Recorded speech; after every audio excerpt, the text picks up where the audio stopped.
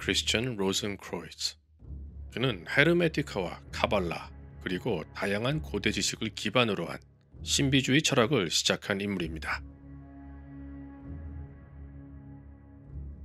크리스천 크로이츠는 15세기 독일인입니다. 그는 중동에 가서 많은 신비주의 현자들을 만나서 가르침을 받았습니다. 물론 그가 실존했던 인물인지에 대해서는 아직도 논란으로 남아 있습니다. 자, 17세기 유럽에선 마녀 사냥이 극심했습니다. 그래서 당시 신비주의 철학을 가진 조직들은 살아남기 위해 비밀사회로 변신을 했고, 장미십자회 역시 일종의 비밀사회로 은밀하게 명맥을 이어갔습니다.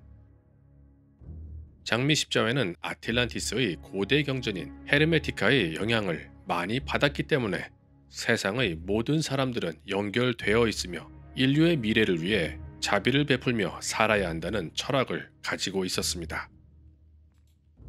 그러나 세월이 흐르면서 오리지널 장미십자회는 사람들의 눈앞에서 정체를 감추었습니다. 오리지널 장미십자회의 명맥이 끊어졌다는 주장도 있지만, 제가 보기엔 장미십자회는 완전한 비밀사회로 변신을 한 것이라고 생각합니다. 장미십자회의 가르침 중 대중들에게 공개가 된 가르침들을 모아서 20세기 미국에서 장미십자회가 새로 출범하기도 했습니다. 그들에게는 Council of Solace라는 내부 조직이 존재합니다. Council of Solace. 이 그룹은 매우 흥미로운 일을 하고 있습니다. 그들이 어떤 일을 하는 단체인지 설명을 하려면 여러분들께 이그리고라는 개념을 먼저 설명드려야 합니다. 자, 우선 이그리고가 무엇인지 설명을 드리겠습니다. 삼국지의 관우를 예로 들어보겠습니다. 중국인들의 사업장에 가보면 관우의 그림이나 조각을 모시고 있는 것을 종종 볼 수 있습니다. 관우는 총나라를 대표하는 유능한 장수였지만 그는 죽어서 중국인들에 의해 재물의 신으로 추앙을 받고 있습니다. 수많은 중국인들은 관우가 사업장의 번영을 지켜준다고 믿기 때문에 관우는 군인 출신이었지만 죽어서는 재물의 신으로 신격화가 되었습니다.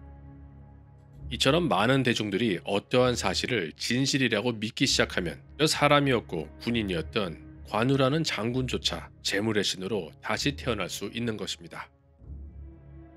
이러한 현상을 오컬트에서는 이그리고라고 부릅니다. 수많은 사람들이 소망과 생각의 힘이 추상적인 존재를 독립적인 신이나 아스트랄계의 존재로 태어날 수 있도록 생명을 불어넣는 행위를 뜻합니다. 또 한 가지 예를 들어보겠습니다. 기독교의 성경에 보면 마몬이라는 단어가 2번 등장합니다. 원래 성경에서 마몬은 재물과 돈을 뜻하는 단어로 사용이 되었지만, 이 단어는 세월이 흐르면서 사람들의 오해와 잘못된 번역으로 인해 종종 마몬이라는 재물의 악마로 해석이 되곤 합니다. 그래서 사람들은 마몬의 원래 의미는 재물임에도 불구하고 마몬을 재물의 악마로 해석하기 시작했습니다. 만일 일부 기독교인들이 주장하는 것처럼 마몬이 악마였다면 이스라엘의 솔로몬 왕이 집필했다고 알려진 악마 소환책인 레메게톤의 72개 악마 중에 마몬이 등장했어야 합니다.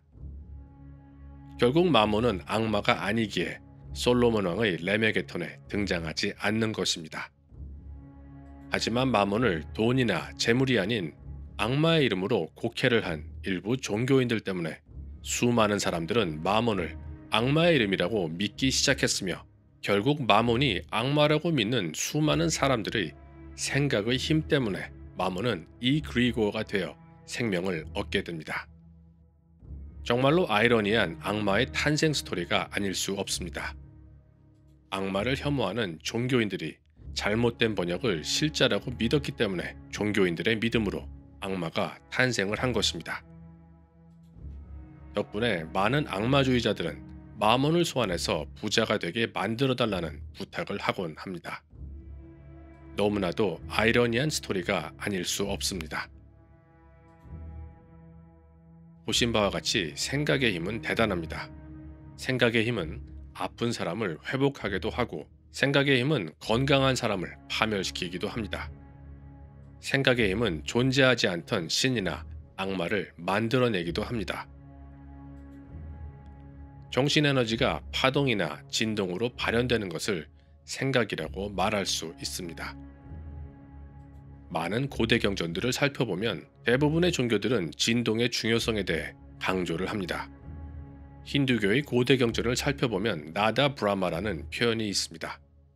나다 브라마는 우주의 궁극적인 진실은 소리라는 뜻입니다. 그리고 궁극적인 진실을 깨우는 소리는 오음이라고 말합니다. 그래서 불교와 힌두교를 보면 오음이라는 소리를 궁극적인 진실을 일깨우는 진동이 담겨있는 열쇠라고 믿습니다.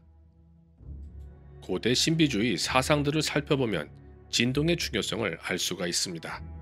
우리가 사용하는 단어 하나하나에는 진동이 담겨 있으며 그렇기 때문에 간절한 의도를 심어서 말을 하게 되면 그 말은 강력한 힘을 얻게 됩니다. 그리고 같은 단어나 표현을 힘을 실어서 계속 반복해서 진심으로 말하게 되면 더욱더 강력한 진동의 힘이 일어나 단어에 담긴 내용이 현실화되곤 합니다. 종교들은 이러한 진동의 힘을 알고 있기 때문에 이러한 방법을 이용해서 기도의 힘을 증폭시키곤 합니다. 자, 이제 본론으로 들어가도록 하겠습니다. 앞에서 말씀드린 십자 장미회에는 Council of Solas라는 그룹이 존재합니다. 이 그룹에 속한 사람들은 모여서 함께 기도를 하며 이 그리고를 만들어내곤 합니다. 이 그리고는 앞에서 말씀드린 바와 같이 생각의 힘으로 여러 사람들이 만들어낸 존재를 뜻합니다.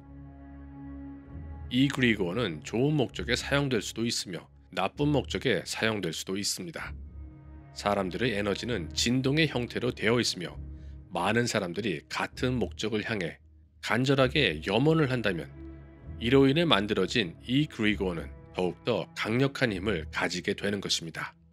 이렇게 집단의 정신적인 에너지로 존재를 만들어내는 것이 이 그리고라면 개인이 혼자서 자신의 목적을 위해 정신적인 존재를 만드는 것을 털파라고 부릅니다.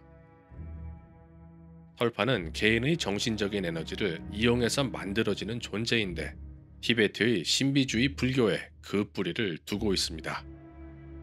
티베트의 신비주의자들은 이러한 방법을 이용해서 어떤 목적을 위해 수호신을 만들곤 합니다.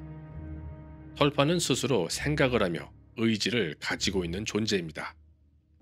그렇기 때문에 털파는 털파를 만든 사람이 죽어도 쉽게 사라지지 않습니다. 자, 이렇게 동양의 신비주의자들이 털파를 만드는 반면 서양의 오컬트 주의자들은 서비터라는 존재를 만듭니다. 서비터는 목적을 이루기 위해 만들어지는 정신적인 존재를 뜻합니다. 하지만 이것은 털파와는 다릅니다. 한 가지 예를 들어보겠습니다. 시험 공부를 하는 톰이라는 남자가 있습니다. 톰은 공부를 할 때 도움을 받기 위해 집중의 수호신을 하나 만들기로 합니다. 잘 고른 돌을 하나 가져와서 그 돌에 집중의 수호신의 에너지가 깃드는 모습을 명상을 통해 상상을 합니다. 그는 이러한 행위를 매일 반복하면서 집중의 수호신이라는 존재를 만들어내는 것입니다. 그리고 명상을 통해 이 돌에 에너지를 충전하곤 합니다. 물론 충전하는 방법은 여러 가지입니다. 정말로 정하기 나름입니다. 돌에 물을 주는 행위를 하며 충전을 한다고 룰을 정해도 되고 명상을 통해 정신적인 에너지를 이용해서 충전시킨다고 상상하셔도 됩니다. 다만 진정성을 가지고 간절하게 접근을 해야 효과가 있다고 합니다. 이것이 서비터입니다. 서비터는 충전을 안 하게 되면 결국 사라지는 존재입니다. 밥을 안 주면 죽어버리는 다마고찌와 비슷한 점이 많습니다. 쉽게 말해서 오컬트 세계의 다마고찌라고 보셔도 될 것 같습니다. 털파도 그렇고 서비터도 그렇고 이그리고도 그렇고 모두가 생각의 힘, 특히 간절함으로 만들어진 존재들입니다. 인간의 간절한 마음은 털파나 서비터를 만들어서 소원을 이루기도 하고 병든 몸을 치유하기도 합니다. 그리고 반대의 경우도 가능합니다. 어떤 사람이 세상의 방법으로 치유가 불가능한 상처를 입었을 때 앞에서 말씀드린 정신적인 존재들은 피해자를 대신해서 복수를 하기도 합니다. 사람들의 생각의 힘, 그리고 간절함의 힘은 우리가 생각하는 것보다 무척이나 강력합니다. 시청해주셔서 감사합니다.